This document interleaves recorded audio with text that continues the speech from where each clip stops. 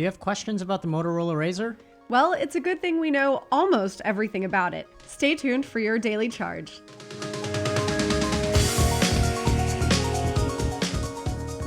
Welcome to the Daily Charge. It's Tuesday, November 19th. I'm Alfred Ng. And I'm Jessica Dalcourt. And let's get to today's deep dive. The Razr is back, baby, and it's coming as a $1,500 foldable phone exclusive with Verizon. It won't be out until after the holiday season, but Jessica Dalcourt has spent a day with it, and I gotta ask, how great is it to actually hang up on someone again? It's pretty great. So basically, this whole idea with the Motorola Razr is that you've got this very small screen on the outside. It's a flip phone design with a foldable screen. So it's really updated for 2019 and beyond. This is just the beginning. And you use it when it's open. That's how you get to most of the apps that you're going to use. And then you close it. And just like the flip phones from, 2004 when the Razr first came out, that sort of ends most of everything you're doing. So you can end a call by flipping it closed. Like you said, you can end most apps.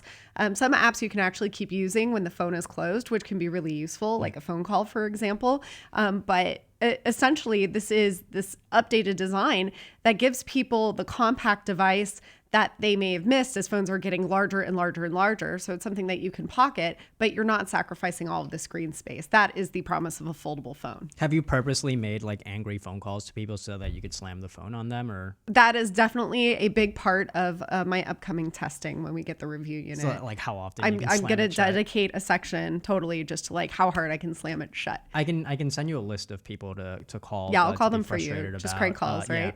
Yeah. You had a hands-on with it. I think you've spent the longest time with it out of anyone that I know. Yeah, we went to Motorola's headquarters in Chicago and basically spent an entire day with this device, which was really great. I couldn't test absolutely everything. That's going to wait for the review unit, but it was great to just go in there and peer at all of the little nooks and crannies and kind of see what the promises are and also what some of the concerns might be when this phone comes out. How usable was it actually when it was folded? When it's in the clamshell mode, they have that little screen on the front, right? Is there anything you can do with that? Yeah, you can. You can't do as much as the outside of the fold screen. That's because on the Razr, the screen is minuscule. It's 2.7 inches. So there's no keyboard there. You're not typing, but it is touch sensitive. There's voice input too. And think of it as more like shortcuts. So for example, if any kind of alert, notification, email, text message comes in, you can interact with it. You can press a button and then make a voice response or use one of Google's smart reply canned responses, which actually is pretty useful, especially if it's something like, okay, or I'll call you back later. Then you can also simply open up the device. If you've selected an email message, for example, you can open up the device and it opens up that email message. You can type your reply, snap it closed again, stick it in your pocket and go on your way. And now you published an article this morning about 6 burning questions that we still have about the phone. What are they? Yeah, so we do know when the phone's going on sale in the US, that will be January 9th. That was one burning question when they first announced it. But really, I think the two most important ones that it comes down to for me are screen durability and also battery life. So the issue with the screen is that this is a plastic OLED. This is a very similar technology to what Samsung used, but Motorola is saying that their screen is actually more durable because they've got this harder plastic coating. But questions that we're always going to have about any foldable phone will be, what is the wear and tear like when you open and close it, however many thousands and hundreds of thousands of times in the lifetime of the device? And then also, how durable is it going to be to things like water? This one is apparently splash proof. But also, if your ring grazes it, if your keys accidentally graze it, if that screen, which is delicate because it's not protected by glass, comes into contact with anything else. So we'll go through some testing. Motorola is pretty confident, but you never know. And $1,500 is just too much to spend on a device that's so fragile. In terms of battery life, there's a very small battery capacity on this device. The screen is in a way smaller because of the dimensions. It's very tall and narrow. So it's 6.2 inches corner to corner, but it's also a pretty narrow device. And the battery split into 2 parts, which usually isn't as efficient. So it's really going to come down to, is this going to last the all day that Motorola promises, or is this going to be all day with light use? Yeah, do they give any technicalities where it's all day only if you use it in the clamshell mode or something?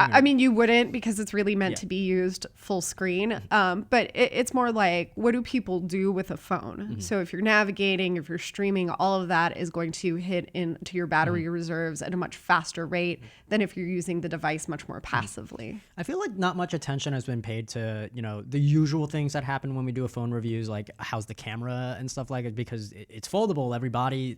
So like, did you like a tip, if this was just a normal phone that wasn't foldable, like how does this stack up? Yeah, I'm really glad that you asked that question, because camera, I think, is one area of potential weakness, even more than the screen, just because people, I think, generally understand that foldable screens are different and they have to play by different rules. But everybody wants the same things out of a camera. And there's just one main camera here that's 16 megapixels. So you're going to use that to take pictures of everything and also your selfies. There is a camera on the inside that's 5 megapixel, but that's really what you're going to be using to kick off video calls. And you close the device and continue your video call using the main camera. But you lack the telephoto and you lack the wide angle lenses that the Galaxy Fold has. I mean, Galaxy Fold has 6 cameras, right? This essentially has one main camera that you're going to use. So I think that when you're talking about paying $1,500 for a device, this is a premium phone. How many cameras do you expect on a premium phone, right? I don't use the other cameras nearly as much, but I like that they're there and I do use them. So all of that, I think, nudges the Motorola Razr more in the direction of novelty or niche or secondary device or device for your library collection, or for people who just who care more about this iconic and new form factor than they do about photography. Most foldables have been kind of, going the route of let's take Most, something all average. 3 foldables that we've releasing. Yeah, well, 2 out of the 3 of them have taken the approach of let's make something normal size bigger, right? Yeah. Whereas this one is let's make something small, like normal size smaller. I mean, which one do you think makes a lot more sense for this kind of market? Yeah, I think it depends who the buyer is. There are a lot of people who are really entranced with this device because they miss having something that they can carry around. It's all about the screen. People don't necessarily want bigger phones because they want to hold a really big phone. They want it because of all of the benefits that a large screen affords. So here we've got this very alluring promise of having the best of both worlds. And I think it's just really going to depend. I mean, with something like the Galaxy Fold or the Huawei Mate X, it's let's give you even more screen. So that's more of a tablet or a laptop replacement. And it is really good for video, I have to admit. The larger the screen is, the more immersed you are in what you're doing. But it's a lot less practical to carry around. I mean, yeah. So on that note, do you think that this phone would deliver as a foldable, or does it feel a little bit more gimmicky like other foldable phones? I mean, I'm not going to say any names. There's only 3 out there. It rhymes with Pampung, Palaxy, Pole. But yeah, I mean, what are your thoughts on the Razr fold as a foldable? Yeah, I think as a foldable, I think the concept is really great and it is different. And that's something that a lot of people are glomming onto. But I think what will make or break foldable phones, including this one, it doesn't matter how great it looks. If there are fatal flaws with that screen, then it's automatically a no-go. It's back to the drawing board. I think where we are with foldable phones right now, the industry is still trying to figure out, is this going to be the future, or is this kind of a fun side project that we learn from? Are we going to move to a post-phone world at some point, right? I think there's a lot of value in this kind of concept, and it's just, even from a design and scientific approach, it's amazing the fact that we can even get to this point to experiment with it. But I think that right now in the early days, at least for the next year or two, this is still going to be experimental to see what we can do if we can push it further and how people really respond. If it's just academic and at the end nobody cares and nobody buys these phones or shows any real interest in it, even as the price comes down and the materials get stronger, then we'll have our answer. When they first announced the Galaxy Fold, I remember on our show I had mentioned I would much prefer a phone that folds into a smaller one, because I think I'm in that camp where I like smaller devices. So now that that's done, my next call out is just going to be the slap bracelet phone, where you have a normal phone and you just slap it on your wrist and it just fits there, turns into a smartwatch. So when that happens, please reference back to this clip, everyone. So it has happened. Jesus. And it was actually Motorola's parent company, Lenovo, several years ago had something that they called the C+, and it was not a slap. You can't go like that with it. But it was that shape, and you kind of bend it around your wrist. And that's definitely a form factor that I think that these companies are working on. TCL was looking into something like that. There have been a few prototypes and concept devices. Of course, they're all terrible at this point. They're completely awful. But it's playing around with the idea of what is a phone now and what could it be? Does it have to be like this? Or are we going to be using the same kind of technology in different ways? It could be like those goggles or whatever from that dude on Star Trek with like the Exactly. visor stuff. Jordy. Yeah, I never watched the show, so I don't know his name, but I've seen memes of him. So You know who he is. yes. Yeah. So where does the Razr fall on your foldable radar? I mean, does it hold a candle to the Galaxy Fold or the Mate X? Is the more compact package worth the few extra dollars? We're taking questions from our audience, so sound off in the comments below. Thanks so much. BVG, what do you got? There are so many good questions coming through today. Let's start with Michael Brown. He says, I have so many questions and thoughts about the Razr and foldables in general. I think it's the future of the marriage between smartphones and tablets. However, Darth Raider 10 says belongs in the trash. So we've got a full wide spectrum of interest levels here in the Moto Razr. Well, go ahead, Alfred. To be fair, like sometimes the future also belongs in the trash. They're not exclusive of each other. I feel like future trash is a category we could all get behind. I like it. Yeah, it sounds like a really bad like college radio music genre. I want the t-shirt. Yes. Future trash. Yeah, and we're going to wear it at CES. I think that's going to become this show's new slogan. We'll make that like the subtitle and the logo, and like it'll get people to proudly wear that around. All right, Kashif says, I think they did a really great job with the design. It's just that price. I would love to have this as a sensory work phone, but I'm not paying $1,500. Do you think there's going to be any other fallout from this? And do you think they're going to respond with maybe a price drop in the relative near future? So when you look at the prices, I mean, $1,500 is actually on the cheaper end of the scale.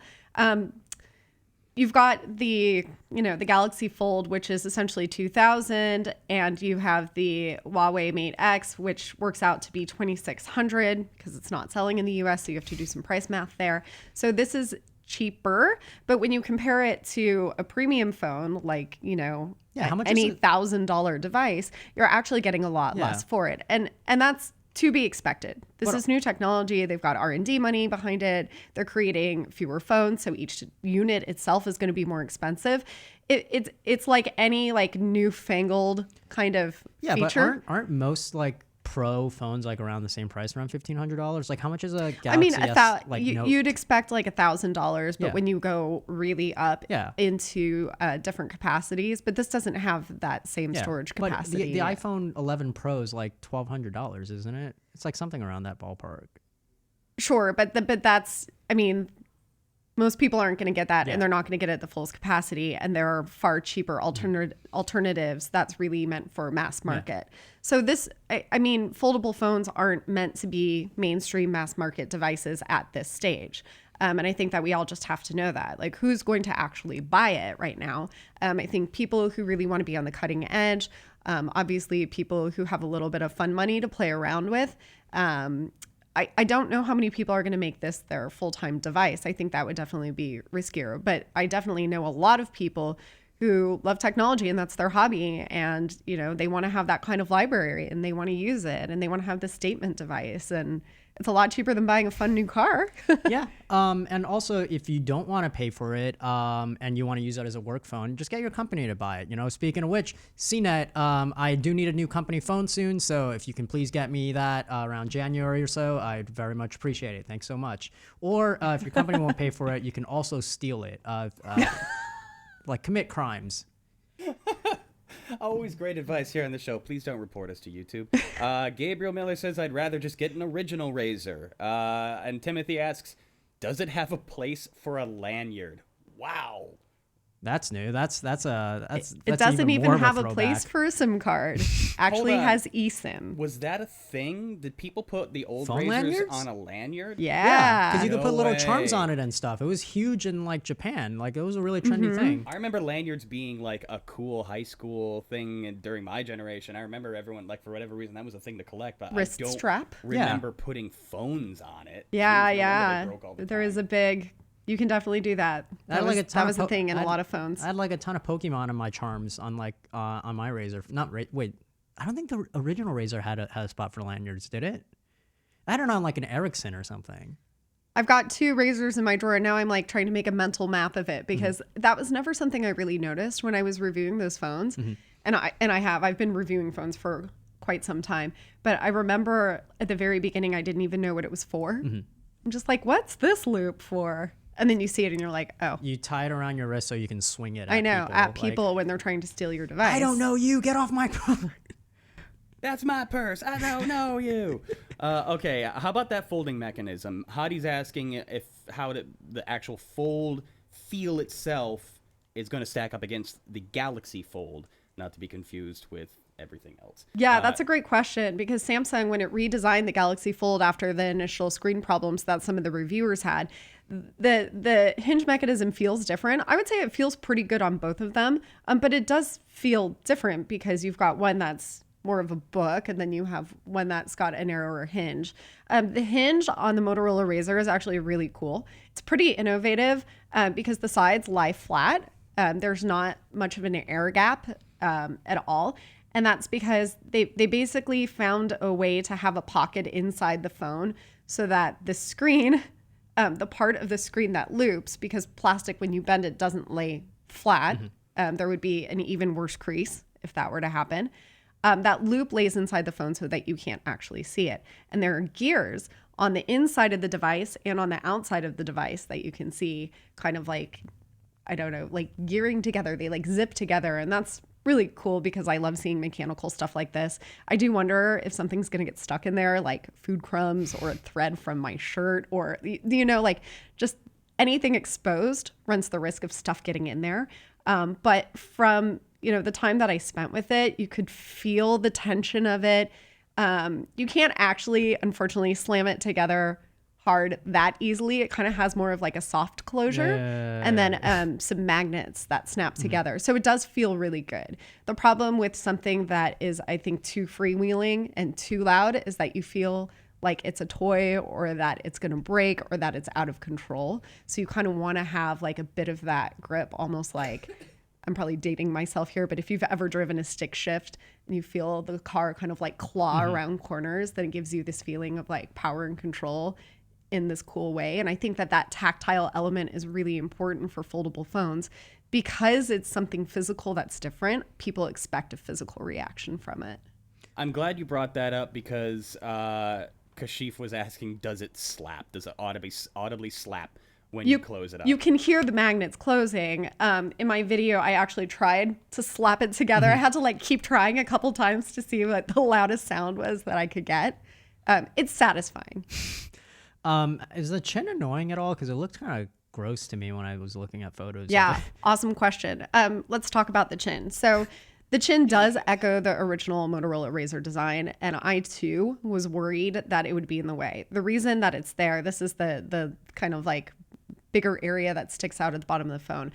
They need a place because the phone is so thin, razor thin, they've got to have a place to put all of the components that take up space. So like, your Wi-Fi modules, your vibration motor for haptic feedback, your GPS, et cetera, et cetera. Bunch of stuff lives in that area. And I thought it was going to be a problem for typing. I think for more people, actually, like the size of the keyboard might be an issue for typing. I've got smaller hands, and I think that the Google keyboard is very accurate. So I really didn't have as many problems in my time with the phone as I expected. And I really thought that chin was going to get in the way of typing, and it didn't. In fact, it gave me something to hold on to. And I found that I really liked that while watching videos because I could just kind of hold on to it with one hand. I'm right-handed. Well, you can hold on to it with the left hand too. Whereas with the Galaxy Fold, there is a bezel, but you don't have that grip. So you're just kind of like balancing it like you do with other phones. And I definitely had more interactions with my palm that would kind of like, pause the video or just mess with it in some sort of way. That's really easy to ignore, but you're still kind of like, ugh, again. Yeah. Right. So I'm willing to give that chin some leeway. Does Motorola have any plans to relaunch the Razr V3 as a basic secondary phone? I think this is the Razr that they are very proudly getting behind. Yeah. I think if they had those plans, they probably would have done it a long time ago. But nostalgia is a big thing. They do like recent commercials, like not this is not like right now, but like they did it like a few months ago about like the Razr, didn't they? I missed that commercial. I don't know. I don't watch real TV anymore. Okay. I only watch Netflix. Yan is asking a little bit more about the camera. Do you need to unfold it all the way to take a picture? And where exactly is the lens located? He says, I think for a flip phone, the location of the lens is actually very, very important. Yeah, I agree 100% with that. That's why Samsung put 6 camera sensors on its phone. There are 2 on the inside, 3 on the back, and 1 on the front. So no matter how you're holding it, you can take a picture of something. For this one, you can actually use the camera when the phone is closed, but remember that your viewfinder is going to be a 2.7-inch screen. So you're not going to get quite the detail. You can also use it when the phone is open. I did take pictures with it. I didn't spend like a lot of time taking pictures. I took maybe a dozen, but not like as many as we would take for an actual camera test. The main 16 megapixel sensor is on the outside of the phone when the phone is closed. So you can use it when the phone is open. You can use it when the phone is closed. So I think that's a pretty good placement. That makes sense. And that's actually one of the things that I and actually a lot of other reviewers like about what we've seen so far with the Razr is that all of the components that make it a phone seem to be in all the places that make sense for it to be on a device. You don't feel like they're recreating the wheel. You feel like this is a phone that I recognize and it makes sense. So does app activity continue once you close it, or does it all end? Like if I'm watching like a YouTube show, like let's say I'm watching like the 359 or something like that on YouTube. Oh, your favorite podcast? Yeah, and I fold it, and like would it continue playing on the front, or like it doesn't do that? Yeah, it works for some apps, mostly audio and phone calls. Pretty much anything that already ran in the background on other standard smartphone stuff, right? So like a music player, like Spotify, for example, if you started a video call or if you started an audio call, but only on speakerphone or Bluetooth. So there are a lot of limitations at this point.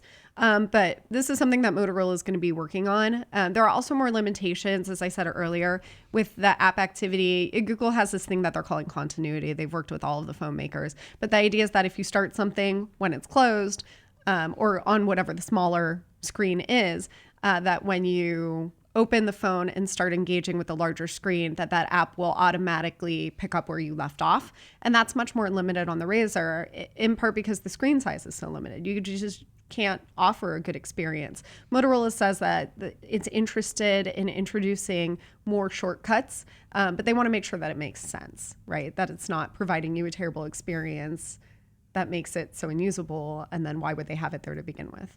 Yeah, I feel like I can ask you questions all day because we work here together, but do we have any more questions from the audience? Oh, tons. Back in the early aughts when the Razr originally came out, everything had custom skins, right? You got a ton of different the Apple clam or candy shell computers, and then the Razrs, of course, had different colors. So are we going to see any different colors in the new model? Yeah, I hope so. Right now, just black has been announced. There is a skin. You mean skins on the outside, but there is a skin on the inside that we saw, which was cool. It was like this retro dialer. Motorola might be waiting to see how demand is before coming up with different cases for the device and different colors.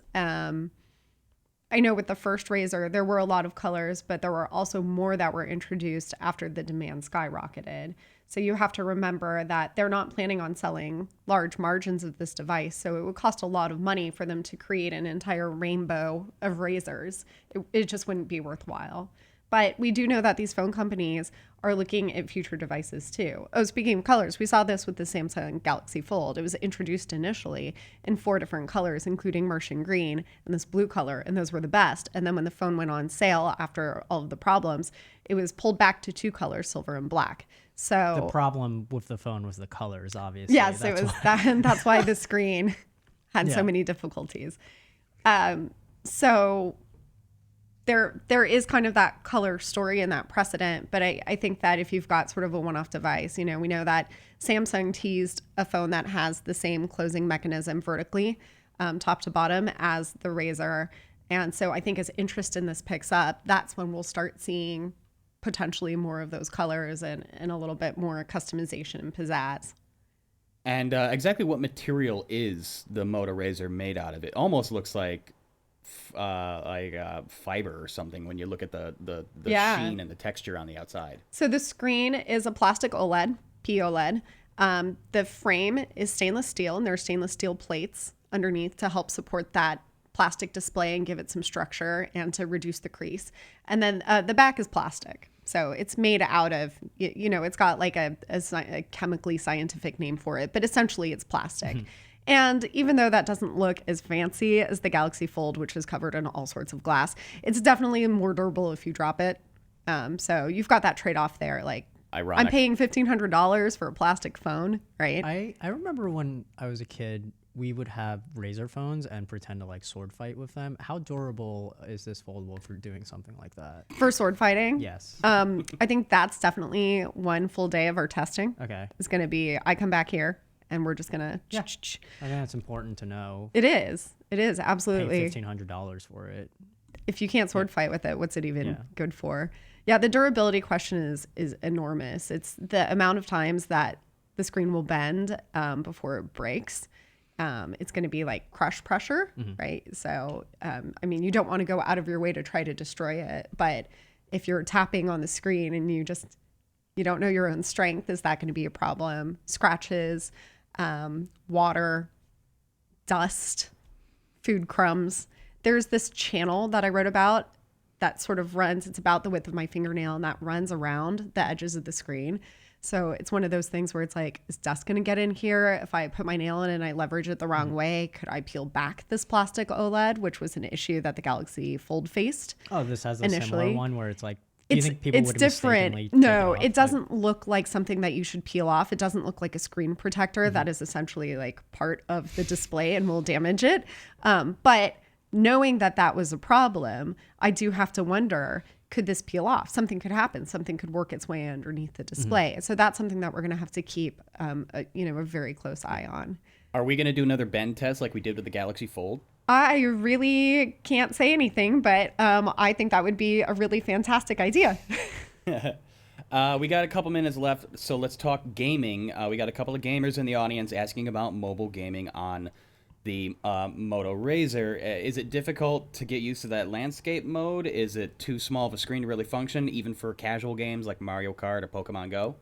So I have to admit that I did not play any games on this. That was not my top priority in the time that I had with the device. And I think those are good questions that people will want to answer. This is not a gaming phone, right? This doesn't have screen refresh rate that's particularly high. And it's using a Qualcomm Snapdragon 710 processor, which is not going to be as fast. So you're not going to have that same graphic support. I think casual gaming is right on the money. That's what you would do with this device. And the dimensions are kind of tall and narrow, or when you stick it on its side, it would be wide and short. I did watch some video on it, and I think it maybe depends on the formatting of the video and the formatting of the game, to see what would be cut off and what would fit, or if you have black bars on the side because it's not perfect. So that's something that I think really remains to be seen as well. But I wouldn't expect to play a lot of like extremely intense games on this the way that you would on a different phone called Razr, which is a gaming phone. Yeah, so right? I guess bad news or for on the Stadia. Zeus, like on this, yeah. When it has like a retro mode, right, where it looks like the layout of like the old like Razr phone. Yeah, that's just a skin for the dialer. Oh, it's so not no. all the way across the board, but it could be one of those things where if there was a lot of popularity, then maybe in like the next, in future iterations, there are more. That's supposed to be kind of an Easter egg. So you basically dial on it on the bottom part of the phone, even though it's totally touch screen. Motorola actually made the top part of the screen dead, as it would have been on, the original Razr. So you have to use soft keys to navigate around, which is fun because it's frustrating, because it just goes to show how far we've come. But you can't press a button that sings that, the Hello Moto song to you, Nice. which is pretty exciting. It's funny you bring that up because a lot of people are asking about the Hello Moto marketing, if that's still part of it, if it still yells that at you when you open it up, if they're going to use that in the marketing for the device. Time will tell, hope right? So. Yeah. I hope they do. The box is really cool. They've tried to do more with the box. Is it also foldable? Actually, it's rigid. So the box is supposed to act as a stand, and it's got speakers in the bottom of this box. And it comes with some accessories, like an accessory case, but it's not for your phone. It is big enough to put your sunglasses in, and you can also put in like the cleaning wipe cloth thing, or, it comes with earbuds too, so you can put those in your charger, et cetera, et cetera. But I think it's kind of cool that they wanted to make it look cool, and it does. It's got this kind of like tinted glass looking, it's plastic, but it looks like tinted glass on the top, and it's at all of these angles, and you lift it up and there's your phone standing up already unfolded for you, and if you put it in there you can play music out through the speakers, but there's no charger that's actually embedded into it, so it's slightly less useful than they thought. But I like that they're trying to use the box as part of the device experience, not just a thing you unbox it, woohoo, and then you kind of like either throw it away or put it on a shelf to look at. I'm gonna be a buzzkill for a second here, but do you think that Yeah, do you think that Motorola only gave such limited time with reporters on the device because they wanted to avoid what happened with like Samsung and the Galaxy Fold, where they had so much time with it and they found all these like issues with it, whereas like, oh, here's like a few hours with it, all right, we're gone until January? Yeah, what happened with Samsung was different. Actually, Motorola gave us a lot more early access than Samsung did. We know that Motorola also had a delay, so they were planning to introduce it earlier in this year and are just squeaking it out before the end of the year. And that was, I think, to take a look at Samsung and to make sure that they weren't going to repeat that. With Samsung, it was a lot of teases and a lot of announcements and some videos about what it did, but reviewers never really got our hands on it until the review unit began, which is very unusual. So, by the time that I got the phone, like the first time that I picked it up was basically part of the review period. And that doesn't happen a lot. When we went to MWC after this phone was announced, it was behind glass and nobody could pick it up or look at it. We could barely even see it behind the glass. So I think that Motorola has done a better job. What happened was the reviewers got briefed on the Razr, and then at some point we'll all get our review units, probably pretty close to, I would imagine, to the January 9th sale date.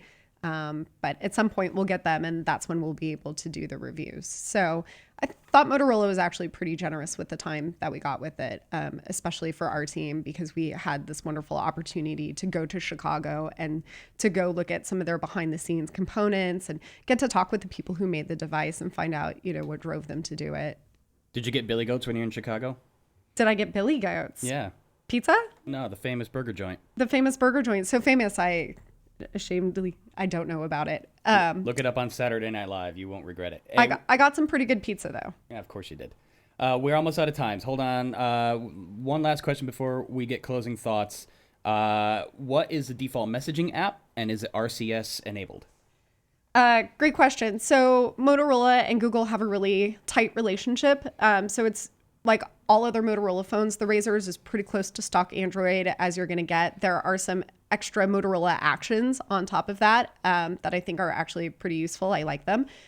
So it will be very easy to use the Google Messages app. And then from Google Messages, it will be very easy to turn on chat. So that's just something that's software enabled. I'm not aware of any, a hardware hurdle that would stand in the way of using that. And before we shut it down for the day, the one thing that's a giant deterrent for everybody is clearly that price tag. There's sticker shock all over the place. Storm King has got the greatest question to kind of go out on here. Is a $1,500 price tag worth nostalgia? And that is the question that everybody will be answering. Objectivity be damned. Yeah, again, this isn't a phone, I think, for most people to realistically go out and buy. So I think it's going to be worth it for some people who want to be on that cutting edge and have this status symbol, this really unique device in their pocket to show off. Are phones really a status symbol like that, though? Yeah. I think if somebody showed off a phone like that, I'd just make fun of them the whole time. Like, cool, dude. Like, who cares? But said the guy who had a charm on his phone. Well, yeah, this was like in elementary school. So. You had a phone in elementary school? Yeah, it's pretty advanced. No, I think I'm just young enough that like most kids at that time had like a phone, because parents were worried that we were getting kidnapped. And they were cheap enough too. Yeah. You're not going to be buying your kid like a $1,500 foldable phone in fifth grade. So I think, in order for foldable phones to really cross over into the mainstream, price has to come down and durability really has to go up. So we're in the very early stages. So I would say for most people, no, it's not worth it. All right. On that note, don't forget to subscribe and ring the bell so you can join us here live weekday mornings. If you have the chance, check out the links below to learn more about today's topics, and feel free to subscribe to our audio podcast. They are on every platform ever. For The Daily Charge, I'm Alfred Ng. And I'm Jessica Dalcourt. Thanks for joining us.